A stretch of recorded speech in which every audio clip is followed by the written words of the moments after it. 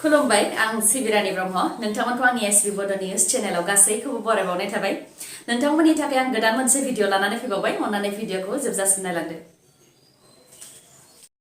दतमा बरागारि गामि ओनसोलनि रायजो राजाफ्रा गेल प्राइवेट लिमिटेड कम्पानिनि सायाव गावसोरनि मोननो गोनां रांखौ मोनैनि थाखाय खुद्रिखांदों गेल प्राइवेट लिमिटेड कम्पानिया बिथांमोननि हानि साजों गेस पाइपलाइन लागायदों हायाव बिफां लाइफां गायनाया खहा जानायनि थाखाय बेनि रांखौ होनो थाखाय गेल प्राइवेट लिमिटेड कम्पानिनाव बिदोंमोन नाथाय रांखौ होनो राजि जायाखै जायखौ लानानै बिथांमोनहा खुद्रिखांदों बिथांमोना फोरमायथिनाय बायदिब्ला दंफां लाइफां खहा जानायनि रांखौ होगोन होननानै सिगांनिफ्रायनो बुंबोदोंमोन नाथाय दा रांखौ होआलासे पुलिस प्रशासन CRPF लानानै खामानि मावनायखौ जागायफैदों जायखौ रायजो राजाफ्रा हेंथा होफैदों होननानै फोरमायथियो लोगोसे बुंथिबावदों दि बिथांमोनहा दावराव दावसि जानायखौ लुबैयाखै कम्पानिया पुलिस प्रशासन लाबोनानै दावराव दावसि खालामनो नाजादों पुलिस प्रशासन लाबोलासे कम्पानिया थोंजोङै रायजो राजाफोरजोंसो सावरायनो नांगौमोन बेनि अनगायैबो सोरबा फंसे गोरा खोथा बुङोब्लानो दानो लावथि सिबगोन नङाब्ला ब्लेंक फायार होगोन बेनिखायनो BTSनि गाहायजों लोगोसे दैदेनगिरिखौबो बेनि सायाव नोजोर होनो थाखाय खावलायहरदों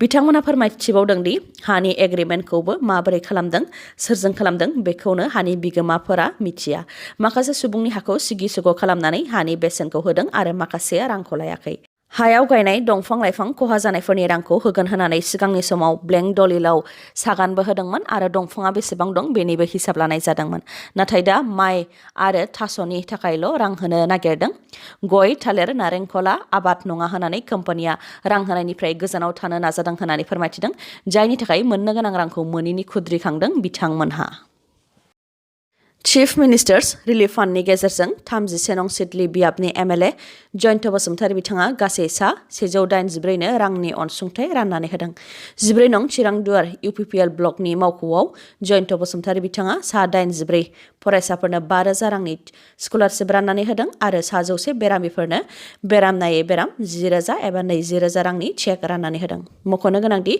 चीफ मिनिस्टार्स रिलिफ फान्डनि गेजेरजों मोनफ्रोमबो बियाबनि थाखाय MLAफोरनो 50 लाख राङै हरनाय जायो आरो बे 50 लाख रांखौ माखासे फरायसाफोर जाय फरायसाफोरा रांखावरि आंखालनि थाखाय फरायनायखौ दोनथ'नो गोनां जादों एबा एडमिशन लानो हायाखै बा बिजाब बायनो हायाखै बिथांमोनखौ मदद होनो थाखायनो रांनि अनसुंथाइखौ होनाय जायो आरो जायफोर बिथांमोनहा रांनि आंखालनि थाखाय बेरामखौ फाहामथाय लानो हायाखै बिथांमोननोबो बे रांनि अनसुंथाइखौ होनाय जायो 31 नं सिडली बियाबाव 50 लाखनि मादाव दासिम 42 लाख रां सफैबाय बेनिनो माखासेखौ राननानै होनाय जाबाय आरो माखासेखौ गुबुन गुबुन ब्लकनि सिंफोराव राननानै होनाय जागोन होननानै फोरमायथियो MLA जयन्त बसुमतारीया लोगोसे बिथाङा फोरमायथिबावदों दि चीफ मिनिस्टार्स रिलिफ फान्डनि अनगायैबो सुरित फान्डनि गेजेरजोंबो साफ्रोमबो MLAनाव 50 लाख राङै सौफैयो बे रांखौबो मैयानि सानाव सा 236 नो राननानै होदों सा 236 नि मादाव सा 178 फरायसाफोरनो आरो सा 58 बेरामिफोरनो राननानै होनाय जादों आरो बे फान्डनि रांखौ गासै सा 690 फरायसाफोर आरो 184 बेरामिफोरनो होनाय जागोन होननानैबो फोरमायथियो बिथाङा BTRनि थाखाय गोजोनथाव खौरां जरहाटआव खुंजानाय मिस्टार आरो मिस ग्ल'रियास आइकन फेशन श' दिन्थिफुंनायाव क'क्राझारनि सा 3 बादायारिफोरा मुं देरहासारनो हादों थांनाय 4, 5, 6 आरो 7 जानुवारियाव जरहाटआव खुंजानाय mister and miss glorious icon fashion श'आव क'क्राझार नृत्य कला एकाडेमीनिफ्राय प्रणय दत्त बिथांनि दैदेननायाव 4 बादायारिफोरखौ लानानै थांदोंमोन 4नि मादाव 3 मुं देरहासारनो हादों क'क्राझार बालाजान तिनियालिनि सनिया बसुमतारी बिथाङा बे श'नि उइनार एबा देरहासारनो हादों गेन्द्राबिल गामिनि हायना बसुमतारी बिथाङा सेकेन्ड रानार आप जानो हादों आरो दतमानि करिना बसुमतारी बिथाङा बेस्ट स्किन बिमुं मोननो हादों प्रणय दत्त बिथाङा फोरमायथिबावदों दि बे बादायलायनायनि थाखाय गिबियाव क'क्राझार नृत्य कला एकाडेमीनिफ्राय सा 10खौ अडिशननि थाखाय लानानै थांनाय जादोंमोन जेराव 4 सायख'जादोंमोन आरो 4नि मादाव 3 बिमुं देरहासारनो हादों जाय गोग्गाथाव होननानै फोरमायथिदों बे बादायलायनायाव गुबुन गुबुन जायगा अरुणाचल प्रदेशफोरनिफ्रायबो बाहागो लाफैदोंमोन जेराव सा 300सो बादायारिफ्रा बाहागो लादोंमोन आरो गोब्राब बादायलायनायनि गेजेरजों बिथांमोनहा देरहासारनायखौ BTRआव लाबोनो हादों होननानै फोरमायथिदों लोगोसे फोरमायथिबावदों दि क'क्राझार नृत्य कला एकाडेमीनिफ्राय बेबायदिनो मोसानाय आरो फेशनाव ट्रेनिं होनानै नेशनेल आरो इन्टारनेशनेल लेभेलावबो बादायलायनायनि थाखाय लानानै थांनाय जायो SBI ATMनि सिङावनो एनकाउन्टार डिब्रुगड़नि चाबुवानि मिलिटारि इन्जिनियारिं सार्भिसनि साखाथियाव थानाय SBI ATMनि रांखौ सिखावआ खावनो नाजाबाय थानाय समावनो सिखावनि सायाव डिब्रुगड़ पुलिसा एनकाउन्टार खालामदों। मख'नो गोनांदि दासान्दि जेरावबो सिखाव दाखायत जानायजों लोगोसे SBI ATMफोरनिफ्रायबो सिखावफोरा रां खावगासिनो दङ। डिब्रुगड़नि एडिशनेल SP बिटुल शेट्टिया बिथाङा फोरमायथिनाय बायदिब्ला चाबुवानि मिलिटारि इन्जिनियारिं सार्भिसनि साखाथियाव थानाय SBI ATMनिफ्राय सिखावआ रां खावनो नाजागासिनो थानाय खौरांखौ SBIआ डिब्रुगड़ पुलिसनो खौरां हरदोंमोन।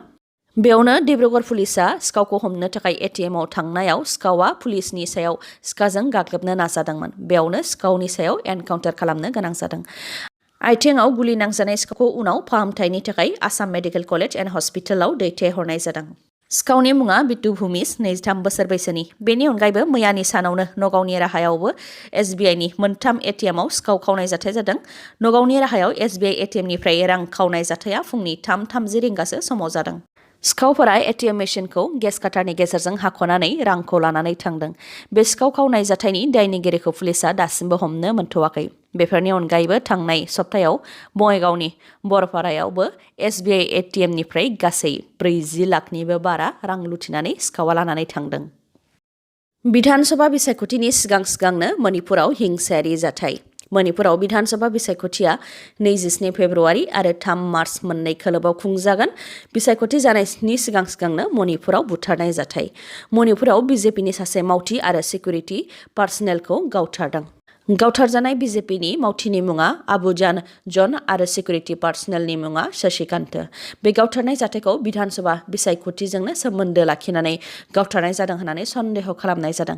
बे गावथारजानाय जाथाया सोनाब इम्फालनि सिमिरुआव जादों आरो BJPनि मावथि जाय गावथारजादों बिथांखौ मणिपुरनि आबाद बिफाननि मन्थ्रिजों खाथि सोमोन्दो दंमोन होननानै फोरमायथिदों। बे जाथायनि दायनिगिरिखौ दासिमबो हमनो मोनथ'नाय जायाखै आरो दायनिगिरिखौ हमनो थाखाय सिग्रोमनाय हाबाफारिया गोख्रोङैनो जागासिनो दं होननानैबो फोरमायथिदों। PM किसान बिथांखिनि गेजेरजों मिरु सोरखारा 10थि इनस्टलमेन्ट होदोंमोन। बेफोर रांखौ UPनि 7 लाख आबादारिफोरा होफिननांनो हागौ। रिपर्टनि बायदिब्ला थांनाय 1 जानुवारियाव PM किसान बिथांखिनि गेजेरजों 10थि इनस्टलमेन्ट होदोंमोन। बेयाव UPनि 7 लाख आबादारिफ्रा PM किसान बिथांखिनि थाखाय गनायजाथाव नङा। रिपर्टनि बायदिब्ला खायसेया PM किसान बिथांखिनि गेजेरजों मुलाम्फा मोननो थाखाय जि कन्डिसन होनाय दङ बेफोरजों गोरोबा आरो खायसेया गुबुन गुबुन बिथिंनिफ्राय इनकाम जानायनि सायाव सोरखारनो इनकाम टेक्स होयो। बेनिखायनो बिथांमोनहा PM किसान बिथांखिनि गेजेरजों 10थि इनस्टलमेन्टनि रांखौ मोनदोंमोनब्लाबो होफिननांनो हागौ। बेनि थाखाय आबादारिफोरनो UPनि विधानसभा बिसायख'थि जोबजासिम समाय होनाय जादों। बेनि उनाव नटिस दैथायहरनाय जागोन नङाब्ला आयेन बायदियै रांफोरखौ बोखांफिननाय जागोन होननानै फोरमायथिदों। मख'नो गोनांदि थांनाय 1 जानुवारियाव प्राइम मिनिस्टार नरेन्द्र मदि बिथाङा PM किसान बिथांखिनि 10थि इनस्टलमेन्टखौ रिलिज खालामनानै होदोंमोन, जेराव 10 कौटिनिबो गोबां मुलाम्फायारिफोरनो 20,000 कौटिनि बांसिन रांखौ रिलिज खालामनानै होदोंमोन। पेट्रल आरो डिजेलनि बेसेन बांनायखौ लानानै सोमावसारनायाव सा 164नि जिउ खहा।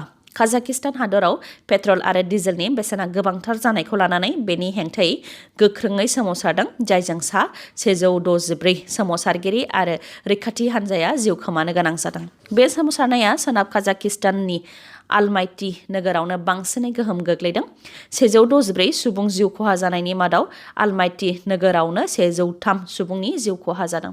पेट्रल आरो डिजेलनि बेसेन बांनायखौ लानानै सोमावसारनायाव सोमावसारगिरिफोर आरो रैखाथि हान्जानि गेजेराव दाङा बाजि जानायाव सा 164 सुबुंनि जिउ खहा जानायनि अनगायैबो 2,200 सुबुङा जोखोम जादों आरो 2,200नि मादाव 1,300आनो रैखाथि हान्जानि सोद्रोमाफोर।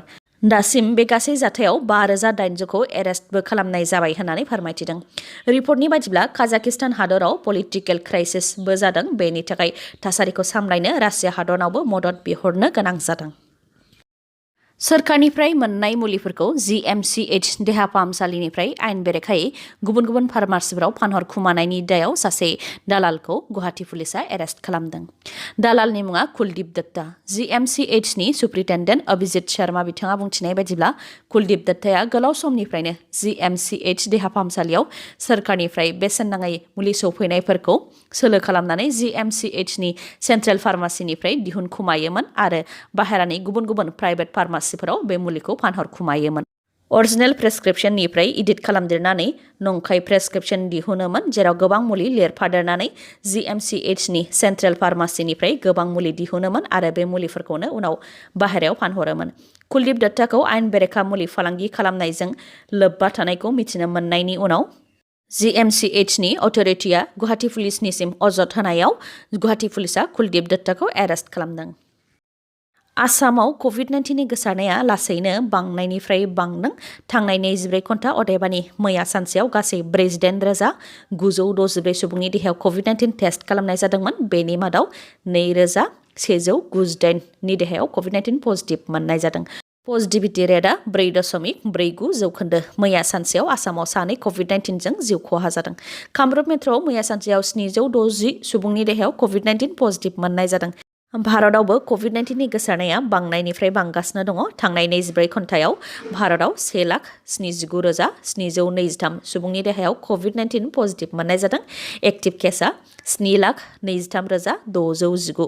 थांनाय 24 घन्टायाव पजिटिभिटि रेटआ 13.29% आरो मैया सानसेयाव गासै 146 सुबुंनि जिउ खहा जादों।